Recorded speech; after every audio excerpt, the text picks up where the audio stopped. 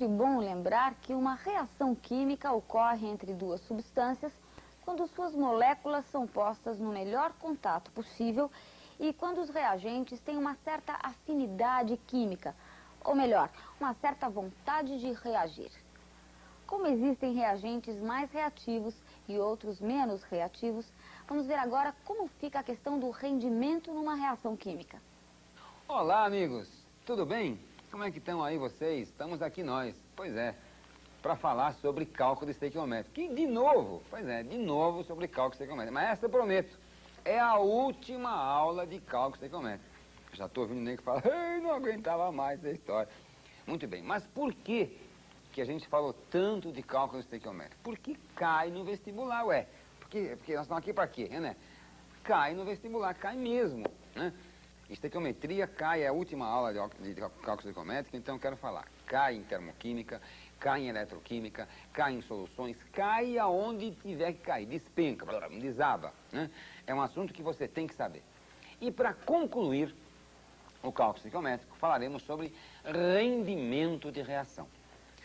Você já ouviu falar sobre pureza de reagentes, que foi a nossa aula passada, e no fundo, o rendimento tem um pouco a ver com pureza. Vamos conversar sobre rendimento. Meu amigo, imagine você numa competição, por exemplo, né? numa prova de corrida. Então, um dia lá você está meio assim, meio down e tal, e você não rende tudo aquilo que você pode. Fala, pô, eu podia correr mais, né? Rendi mais ou menos, não rendi tudo que eu podia. Numa prova na escola, você vai, a prova vale 10, você tira, por exemplo, sei lá, 6. O que aconteceu? Você teve 60% de um rendimento cujo máximo seria tirar 10, você tirou 6. Então, o rendimento de reação, cara, é a mesma coisa. A reação, por fatores externos, que não vem ao caso agora, não rende tudo que deveria render. Por exemplo, em função dos reagentes não serem puros, né? Em função da temperatura não ser adequada, em função da aparelhagem não ser perfeita, em função do próprio operador não ser perfeito, enfim, há uma série de razões que fazem com que você não renda bem numa prova, não renda bem numa competição, que uma reação não renda bem na hora que aconteça. Muito bem.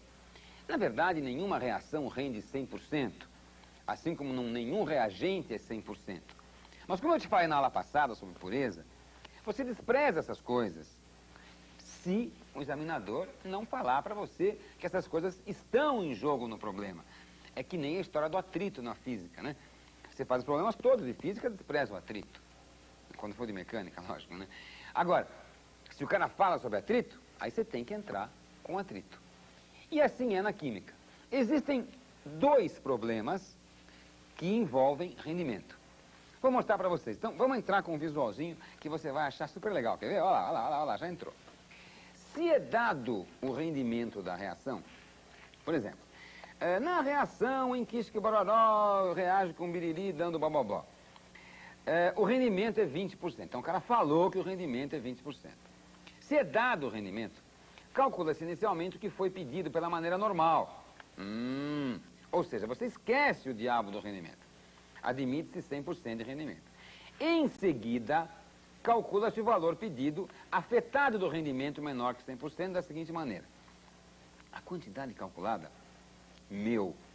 equivale a 100%. Quer dizer, é o que deveria ter dado. O rendimento dado vai ser X. Tá ou não? Então a quantidade que você calculou seria 100%. Mas no rendimento dado vai ser X. Onde X vai ser o quê? A quantidade pedida no rendimento dado. Achou difícil? Não, é só para você ter uma ideia. Você pega, calcula normalmente e depois entra com o rendimento. Quer ver? O exercício está entrando no seu lar. Veja só. Quantos litros de acetileno? Acetileno é um gás importante.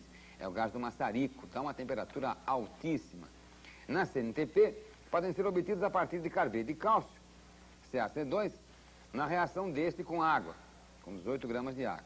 Sabendo que a reação também produz hidróxido de cálcio. Ah, olha aqui, cara. sabe-se ainda que tal reação tem um rendimento de apenas 40%. Muito bem. O que o senhor faz? O que o senhor sempre fez. E se deu sempre bem. Uai. Pega e faz a reação.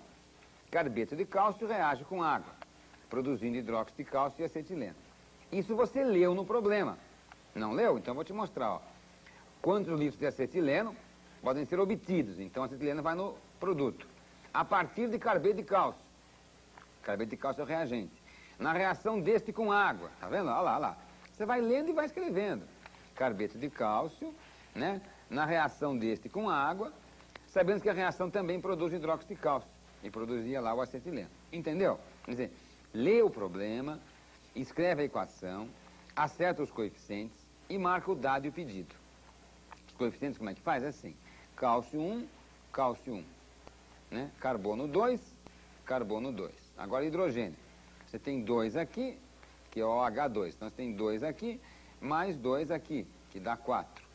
Aqui já tinha 2, divide 4 que você precisa, pelo 2 que você já tem, 4 por 2 dá 2, e aí você vai ter o 2zinho aí. Bom, marca o dado e pedido.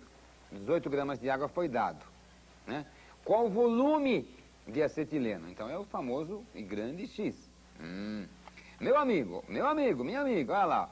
Você não quer errar? Não, então coloca as unidades certas, grama embaixo de grama. Banana embaixo de banana, cebola embaixo de cebola, né? Grama embaixo de grama. E lá é litro, então litro embaixo de litro. Quando fala litro na CNTP, 22,4, porque é 1 mol, olha lá, 1 mol é 22,4.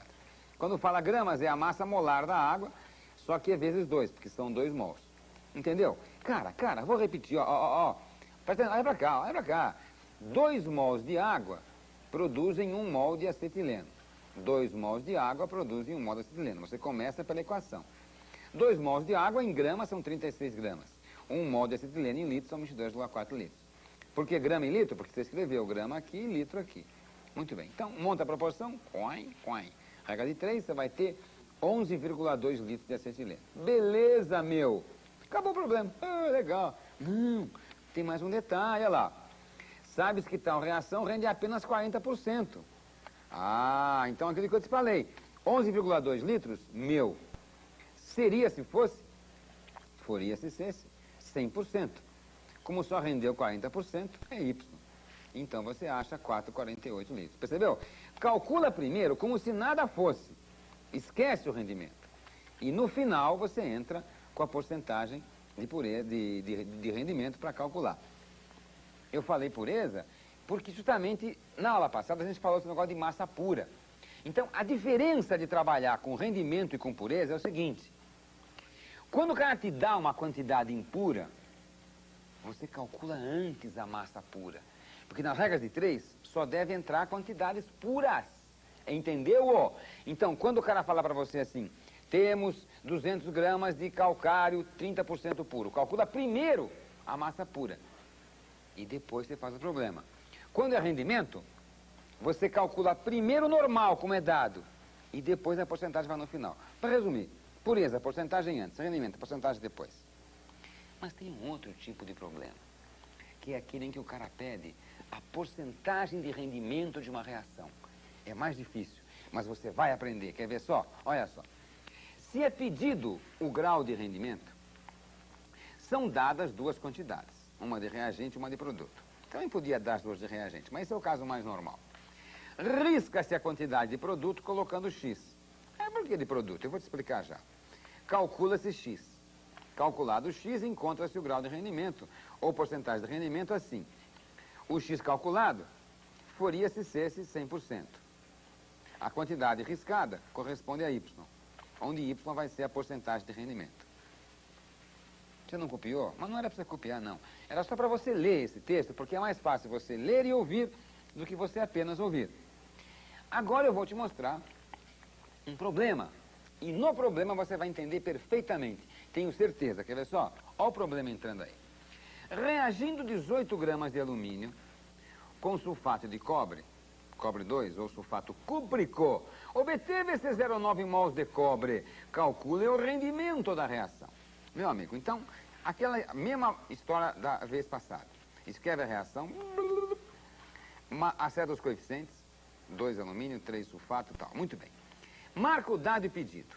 Reagindo, olha, 18 gramas de alumínio, então 18 vem aqui.